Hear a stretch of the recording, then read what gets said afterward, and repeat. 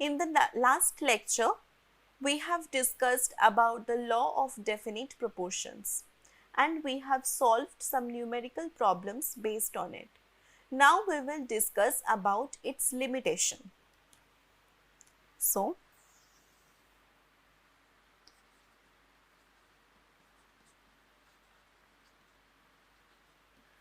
limitations of the law of definite proportions. Okay.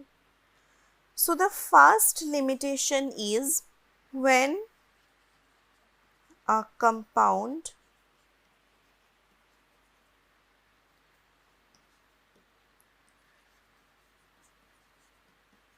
is obtained by using isotopes of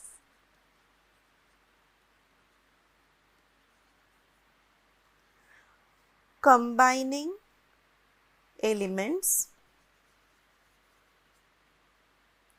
When a compound is obtained by using isotopes of combining elements,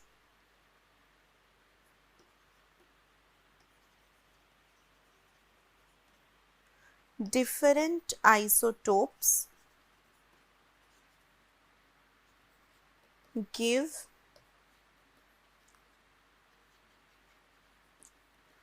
different mass ratios. Okay, so when a compound is obtained by using isotopes of combining elements, different isotopes give different mass ratios. So what are isotopes? Isotopes are same elements, two atoms of same elements who have the same atomic number but different mass number. Okay, so in isotopes the atomic number will be the same but the difference will be in the mass number. So actually the actual difference is in the number of their neutrons. For example, we know that hydrogen has 3 isotopes. Okay, so hydrogen 1, hydrogen 2 and hydrogen 3. Carbon also has 3 isotopes like carbon 12, carbon 13 and carbon 14. Nitrogen also has other isotopes.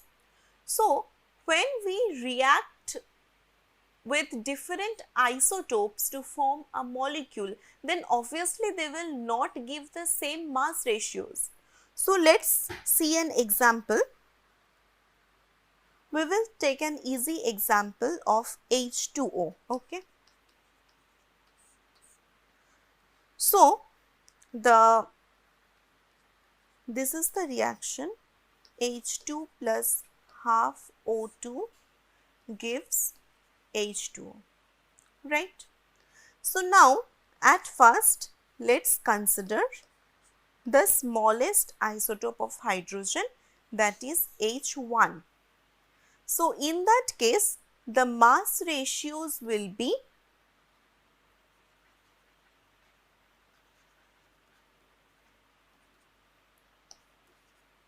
2 into 1 is to 16. That is this, or we can say 1 is to 8 is the mass ratio, right? Now if we consider the same reaction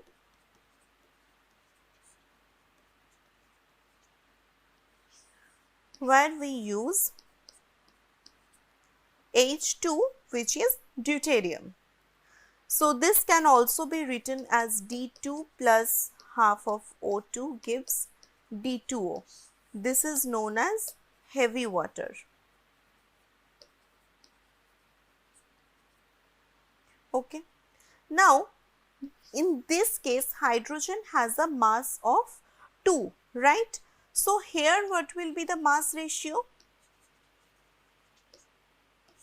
The mass ratio will be 2 into 2, right?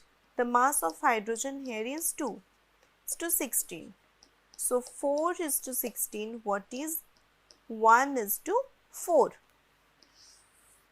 So see, in case of hydrogen 1, the mass ratio of hydrogen and oxygen in the water molecule was 1 is to 8. But in case of deuterium, that is the isotope of hydrogen, the ratio becomes 1 is to 4. So here the law of definite proportion fails.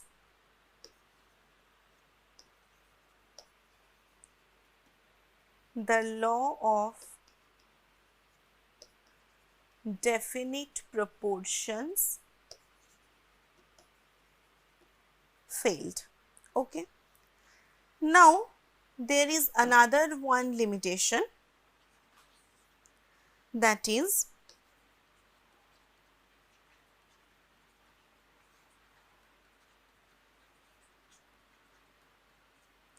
non-stoichiometric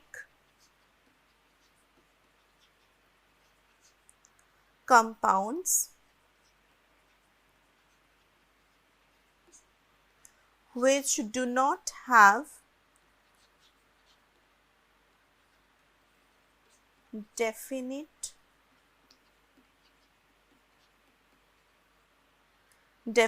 composition. Okay. So these also disobey the law of definite proportions, that is the non-stoichiometric compounds. So these molecules H2O, CH4, NH3, NaCl, ZnCl2, etc. These are all stoichiometric compounds.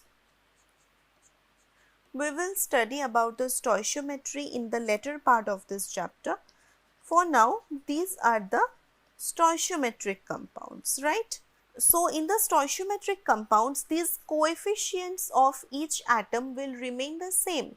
Like in H2O, the coefficient of hydrogen is 2, coefficient of oxygen is 1. In methane, coefficient of carbon is 1, coefficient of hydrogen is 4. But in case of non-stoichiometric compounds, so one example of this is this titanium compound. Okay. Titanium and the coefficient of hydrogen can range from 1.5 to 1.8. When the composition is not fixed, then how can the proportions be the same? So this has no fixed composition. Therefore,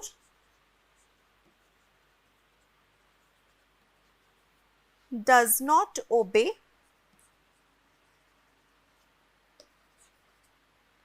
the law of definite proportions. Okay. So since they have no fixed composition, they will not obey the law of definite proportions. So we have completed the discussion of the law of definite proportions. Now we will discuss about the next law, which is the law of multiple proportions. Okay. So let's see. The next law is the law of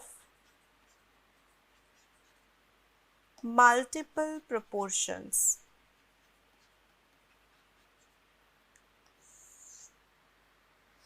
Fine. So this law was proposed by Dalton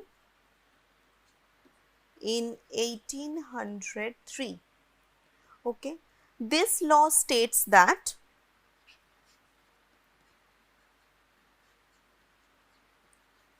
if two elements can combine to form more than one compound, the masses of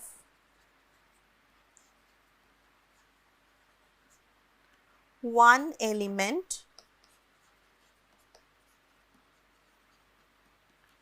that combine with a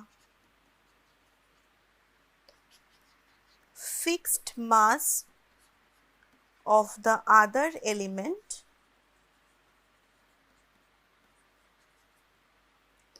are in simple whole number ratios. Okay, so this may sound a little confusing, but it is easy. If two elements can combine to form more than one compound, the masses of one element that combines with a fixed mass of the other element are in simple whole number ratios. Okay, so two or more elements can combine to form more than one compound. For example, we have carbon monoxide as well as carbon dioxide. Both are composed of carbon and oxygen. In such cases, if the mass of one element is kept fixed, then the masses of the other element in different compounds will be in a simple whole number ratio. This can be better understood by the help of an example. So, we have two molecules, hydrogen and oxygen will combine to form H2O. Hydrogen and oxygen will also combine to form H2O2, hydrogen peroxide and water. Okay, so H2, okay, this. Now, for formation of water, we need two hydrogens and one oxygen. So, we will put half here. And for hydrogen peroxide, we need two hydrogens and two oxygen. So, there the coefficient will be 1. Now, if we compare the mass ratios, okay, in this case, if we do the ratio of mass of hydrogen with mass of oxygen, it will be 2 into 1 is to half of 16 into 2. 2 and 2 is cancelled. So, we have the ratio as 2 is to 16 or 1 is to 8. Okay. Now, for hydrogen peroxide, mass ratios of hydrogen and oxygen can be 2 into 1 is to 16 into 2. So, this will be 2 is to 32, which is 1 is to 16, right? So, if we compare these two ratios, see, in the first equation, mass of oxygen was equal to 16. In the second equation, the mass of oxygen is equal to 32. So, in both of these reactions, the mass of oxygen are in the ratio 16 is to 32, that is 1 is to 2, which is a simple whole number ratio. Okay. Now, if we see another example, so sulfur can also have different oxides. So, sulfur plus oxygen, okay. They can be SO2 as well as SO3. So, in SO2, the mass of sulfur is 32. Mass of oxygen is 2 into 16, that is 32. and in SO3 mass of sulfur is again 32, mass of oxygen is equal to 3 into 16, which is equal to 48. So the ratio of the masses of oxygen in both these cases will be 32 is to 48. This is mass of oxygen in SO2 is to mass of oxygen in SO3 is equal to 32 is to 48, which is 2 is to 3. So this is also a simple whole number ratio. Let's see another example then. As we were saying, carbon and oxygen. Carbon and oxygen can form carbon monoxide and carbon dioxide, right? So in carbon monoxide, the mass of carbon is 12, mass of oxygen is 16, okay? In CO2, mass of carbon is 12, mass of oxygen is 2 into 16, right? So this is 32. So now we can say the mass of oxygen in CO in ratio with the mass of oxygen in CO2 is actually 16 is to 32, what is 1 is to 2. This is also a simple whole number ratio.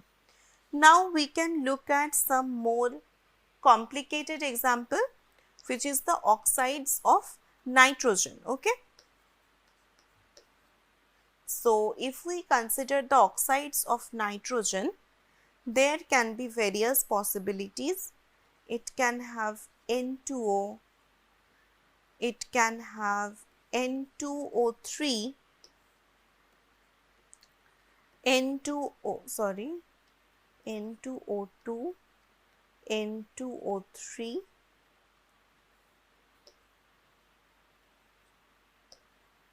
N2O4 and N2O5, okay? So everywhere see N2 is common, mass of N2 is equal to 14 into 2, which is 28, okay? So the mass of nitrogen is same in all these cases. We will now see the mass of oxygen. Here this is 16. In this case, it's 16 into 2, which is 32. In this case, 16 into 3, that is 48. Here, it is 16 into 4, 64. And here this is 16 into 5, that is 80. So if we consider the reactions, see this is 16 into 1, right? So the mass of oxygen in all these compounds are in the ratio of 1 is to 2 is to 3 is to 4 is to 5. So this is also a simple whole number ratio. So we have discussed about the law of multiple proportions. In the next lecture, we will do some numerical problems and we will move on to Gay-Lussac's law of combining gaseous volumes. Thank you.